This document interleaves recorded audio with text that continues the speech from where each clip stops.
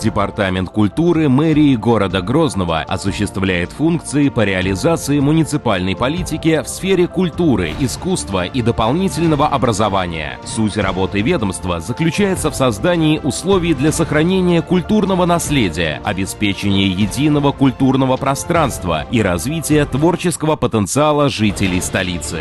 Департамент обеспечивает системную работу по возрождению и популяризации традиций чеченского народа. Это направление реализуется через изучение старинных ремесел, поддержку национального языка и интеграцию этнокультурного компонента в деятельность подведомственных учреждений. Ведомство координирует проведение общегородских и республиканских мероприятий, обеспечивая их содержательное наполнение. К участию в ключевых событиях привлекаются профессиональные коллективы и солисты, что гарантирует высокий художественный уровень проводимых праздников, фестивалей и торжественных дат. В структуру департамента входят библиотеки, школы искусств, концертные площадки, творческие студии и клубы. Деятельность этих организаций охватывает основные направления: хореографию, вокал, театральное и изобразительное искусство, а также декоративно-прикладное творчество. Основной акцент о воспитательной работе делается на подрастающее поколение. Через сеть кружков и студий под руководством опытных педагогов решаются задачи передачи культурных ценностей и раскрытия талантов детей. Образовательный процесс рассматривается как фундамент для сохранения духовно-нравственных ориентиров.